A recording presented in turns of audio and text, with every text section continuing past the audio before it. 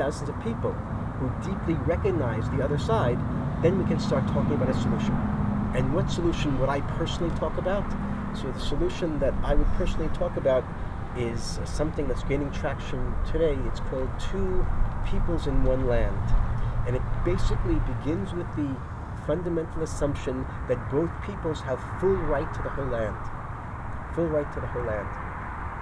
But how do you practically do that? You draw a border that's not a border. In other words, you do make two states, you do draw the border, but it's a border that's not a border. There's a Palestinian state here, there's an Israeli state here, but Palestinians have full rights to live wherever they want in the whole land as Palestinian citizens. And Israelis have full right to live in the whole land as Israeli citizens. In other words, the government is centered Israeli on this side, Palestinian on this side, but the citizens can live wherever they want with a completely open border. Of course that's complicated. It's similar to Switzerland, it's similar to the European Union. And then you have to have, in addition to the porous border, the open border, you have to have a federation, a confederation between the two states. It's going to be called the Abrahamic Federation, because we're both peoples, the sons and daughters of Abraham. And the foundation of this solution is that there are two separate states, but that the peoples have a deep sense that the other side recognizes their connection to the whole land. That's the open border, and that's the ability, and that's the right to live on both sides. And this, like I said, is pie in the sky. It can never happen under present circumstances. But no solution could happen under present circumstances until the people recognize the existence of the people on the other side.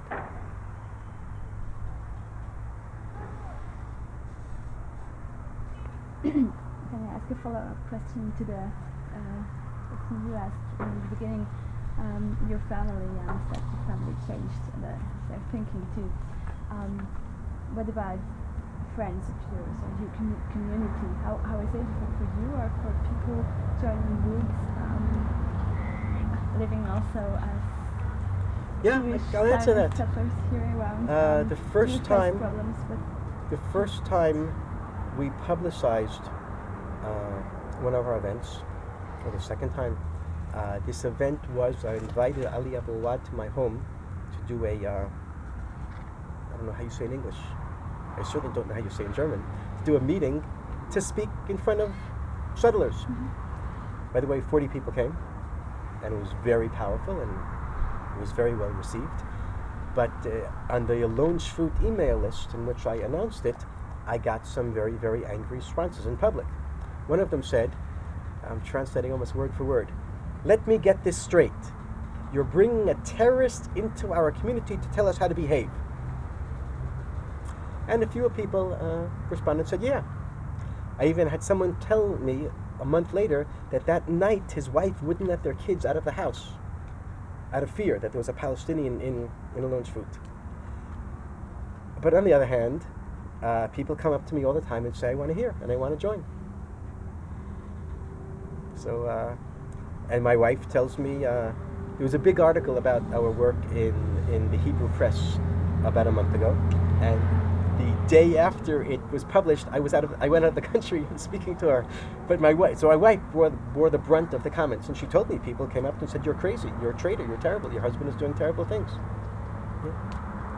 And then she told me that some of the women who came up to her said, "Do you agree with what he's doing?" And she said, "Yes."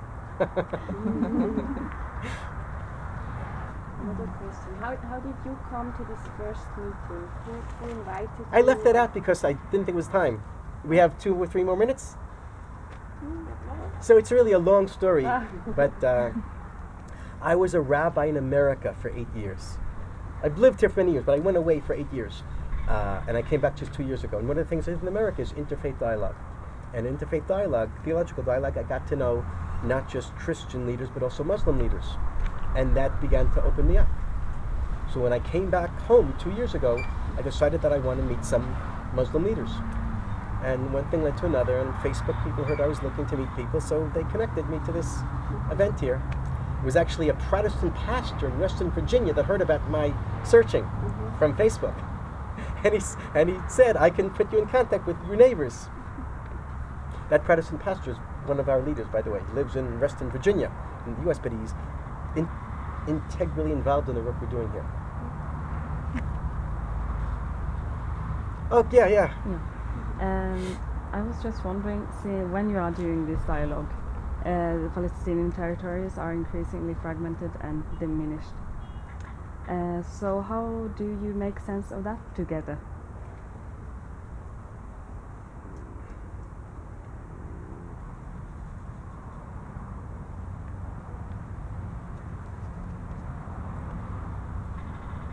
I don't really know what to say. I'm searching for something to say.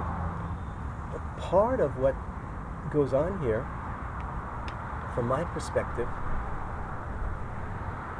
is the growing realization that the reality where we live is controlled by Israel, and that the actions of Israel are engendering resentment, hate, and causing tremendous injustice. That's something that most Israelis who live here don't see. We just don't see it. We can't believe it's true. We believe our army is the most humane in the world, and we're the only democracy in the Middle East. And we can't believe that we're doing any injustice. We just don't see it. But through the fact that people meet other people, Israelis meet Palestinians, and Palestinians meet Israelis, many Israelis begin to see that our policies are, like I said, causing injustice. So what do we do about that? Well,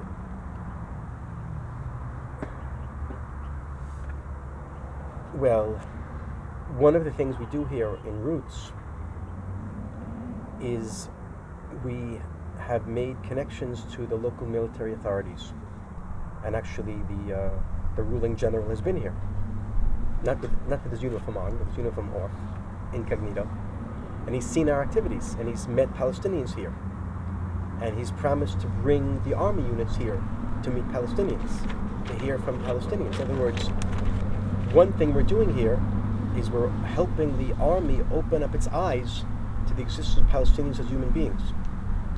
And we believe and we hope that that will make the army's actions a little bit more humane. Now, many will say that that's a wrong thing to do. And let me see if I can find the right words, because it's prettying the occupation. Right? It's just cosmetically, in other words, just cosmetically making some changes, but it's leaving the fundamental rotten, stinking situation. Normalization. So again? Normalization. Right, it's normalizing the occupation. So I understand that there could be such an objection. But we believe that we can't today end the occupation. We, the people in Roots, at least we can make Palestinian life a little bit better. And the Palestinians we're working with agree with us that we want to make Palestinian life under the occupation, the present occupation, which is not going to change today or tomorrow. We want to make it a little bit better. And we want soldiers to know that they are dealing with human beings. We want them to know a little bit of Arabic. We want them to understand a little bit of the mentality. We want them to see the people that they're checking at checkpoints as human beings. And that actually can go a long way. Not only because it makes Palestinian life a little bit more bearable, but because it prevents the creation of more hatred. And so much hatred is created by checkpoints and by inhumane checkpoints that just don't take into account the humanity on the other side.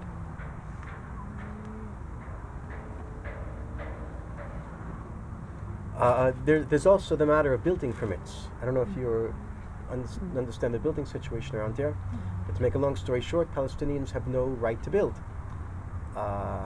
And a lot of Palestinians living in the area have demolition orders hovering over their heads. So we tried to intercede with the authorities to do something. I don't think we've had any success there.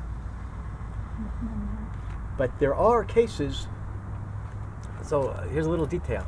It's forbidden to build a house without a building permit, and you can't get a building permit. And of course that's unjust and inhumane. But you can build something without a roof. That's not called a house, like this greenhouse here. It's the greenhouse over there. It's not considered to be a roof because it's not a concrete roof. It's just plastic. To build a greenhouse, you don't need a building permit, but you do need a permit of a different sort. What we have done is help Palestinians to get those permits, which you can get.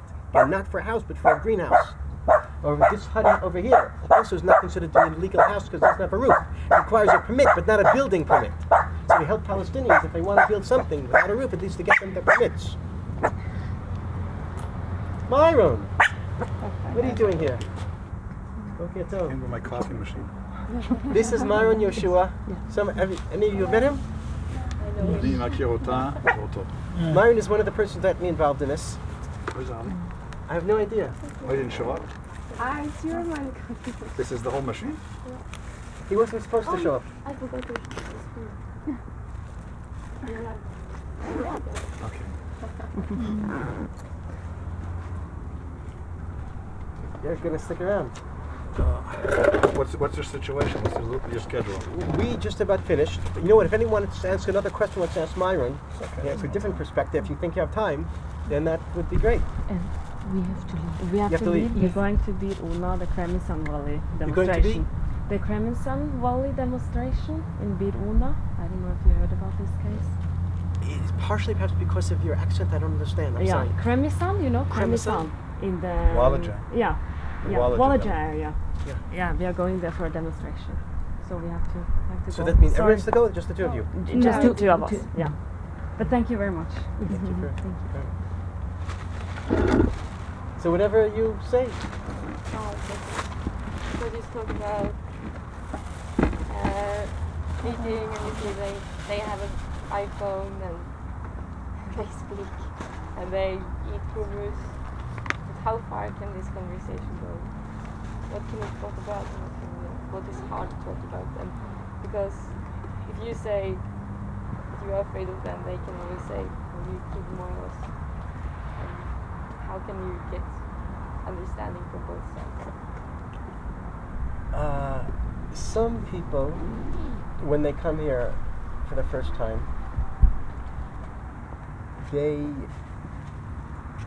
come completely in their own narrative, their own conception, which of course is the only way to come, and they lash out on the other side. They say, why don't you Israelis say, why don't you condemn violence, and why do you do this, and why did you kill us?